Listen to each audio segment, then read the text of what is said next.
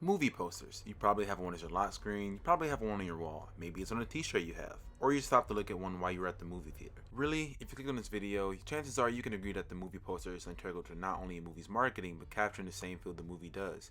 But they've been around forever. Movies used to look like this. And now they look like this. Just like film itself has changed, the posters have too. Today I'm going to be going through the decades and choosing the biggest film's main posters and see how we got here. This didn't happen overnight. So honestly, there's nothing really noteworthy until the 1900s. So we got stuff like the story of the Kelly Gang or the Great Train Robbery, but really the real meat is in the 1910s. This is when we got all types of cool stuff like racism, but we also got stuff like Charlie Chaplin films, which is pretty cool because it's kind of their version of a movie star poster back then. I mean, these are our classics, the painted faces and the cool fonts. It really tells you what the movie's about if you haven't even seen the movie. Take King Kong, for example. It's in black and white, and it mostly looks like this, but when you look at the poster, you can really see that, hey, this is what I'm getting into. And nowadays, posters don't really do that. And I may not know how movie theaters work back then, but you're gonna need a pretty good poster to market this.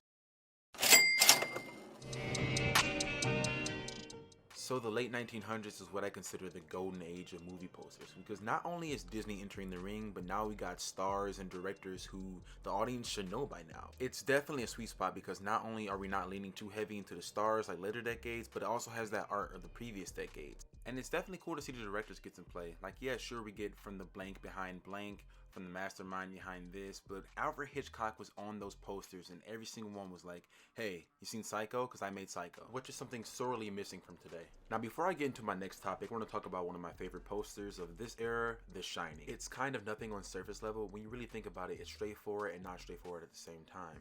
It tells you it's a horror masterpiece and nothing else, and I feel like the tickets were already bought. I know it's a really popular book and I wasn't alive back then, but the entire movie kind of sells you on the mystery of what is this masterpiece. There's a lot of really good posters in this era, and I'd be here all day if I talked about them all, but the elephant in the room I want to address is the fact that most franchises got their start in this era. Star Wars, Terminator, Alien, Indiana Jones, a lot of things that are still going to this very day. The first Star Wars, if you were a kid looking at this poster for the first time, you pick apart so many things about it. Just one look at it and you already know you're going to go on a great adventure. Darth Vader's looming in the back like any good villain would, and the sequels follow this trend pretty well. Let's look at something like Back to the Future, which kind of tells you a lot with just the tagline. It tells you a little something about our character and gives you an image that makes you intrigued to watch the movie. Alien's another example of a great horror poster, just a tagline and a dark and menacing image to go with it.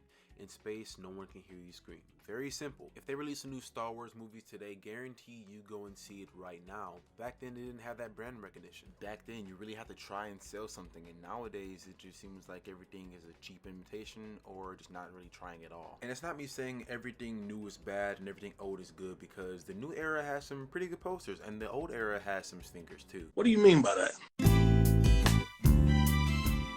Of course, we're in the era of computers and Photoshop, so posters aren't really drawn anymore. They're not really handmade anymore, and that's okay because we still got some pretty good posters in a bunch. The older posters we talked about are kind of exaggerated images of the film it represents, but I think nowadays filmmaking and marketing caught up to each other, so that exaggeration isn't really needed. Look at the Big Lebowski poster. It's not exactly super representative of the film, but it's still great.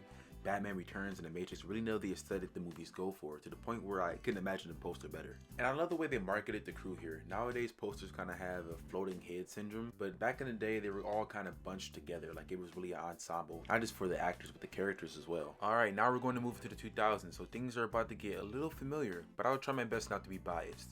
But there's some really good shit here. I mean, this is a culmination of everything we had so far. The star power, the director's name, the stylistic choices, it's perfect. And look at the Raimi trilogy, it's so consistent with the golden hour aesthetic, and there's little details like Doc Ock and the Eye on the Spider-Man 2 poster, and they don't cram in J. Jonah Jameson or Aunt May or Harry Osborn. It's just simple. Also, I was like 5 turning 6 when Spider-Man 3 came out, and I'm 20 now, but these are still the hardest posters of all time. I mean, look at that. On surface, this poster really isn't anything, but the arrows really do scream 2000s with things like Drake and Josh and Napster. The colors on the Spirited Away poster are so warm and really capture the feeling of the movie. This is just insanely gorgeous, and I love the logo fading out. It's kind of a theme of the movie too. But there's a lot more simple posters, and they kind of lead to problems later on. And my problem isn't that these posters are bad, it's just that the cliches they started kind of bleed into the 2010s and things get ugly there. I mean, these are all great movies and the posters are fine, but For some reason, the 2010 versions of these kind of standing around posters just seem so cheap in comparison. And things like the Lord of the Rings, Pirates of the Caribbean, Harry Potter, the Star Wars prequels, they have good composition, so the floating head syndrome doesn't really bother me.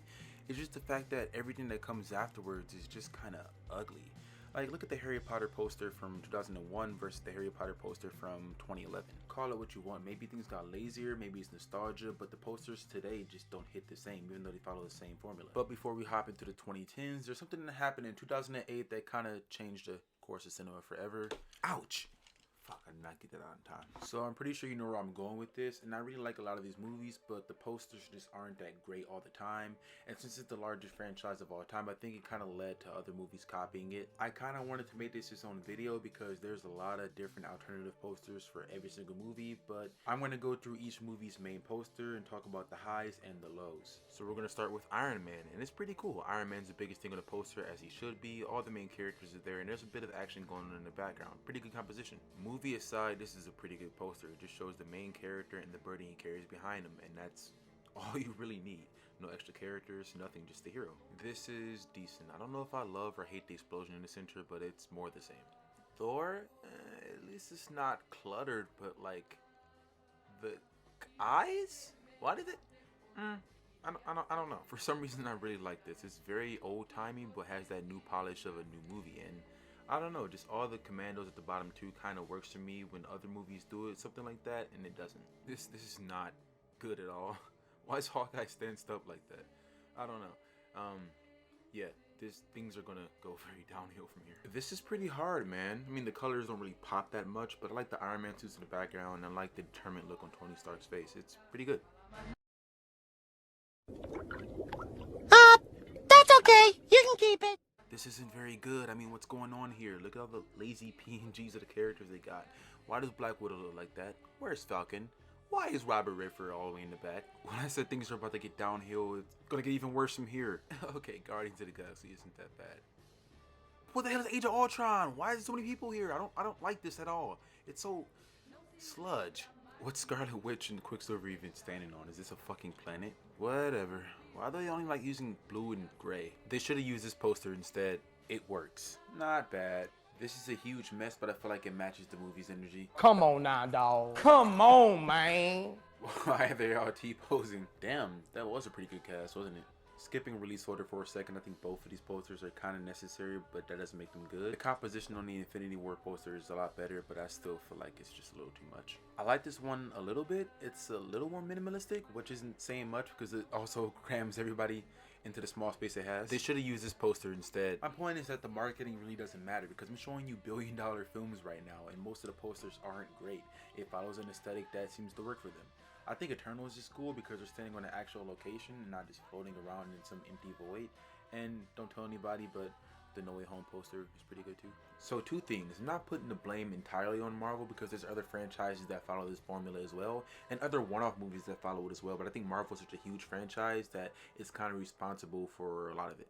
And this is only the tip of the iceberg. There's IMAX posters, 3D posters, teaser posters, posters made by artists hired by the studio, character posters. I need the Sean Harris poster from Spencer on my wall right now. There's a lot of really good posters that I haven't even talked about because the movie has so many other posters. Movies are a lot more massive now, so people really aren't even looking at posters. They probably saw the trailer, they probably saw an ad on the social media or a TV spot when they're watching the game.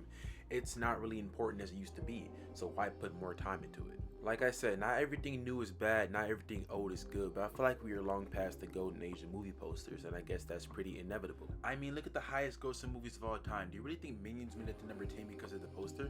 It's all about franchises and characters and recognition. It doesn't matter if the poster is good or bad, people are gonna go see the movie anyways. I mean, this is an official Spider-Man Homecoming poster, and it's really good, but it's not the one with Zendaya or Robert Downey Jr. or Marissa Tomei. You need to push out the one that's most marketable. A lot of these old posters are insanely good, but we really won't see anything like that anymore, and if we do, it's going to be a bit of a minority in the majority of posters today. And sadly, I don't really see that changing. But there might be a renaissance.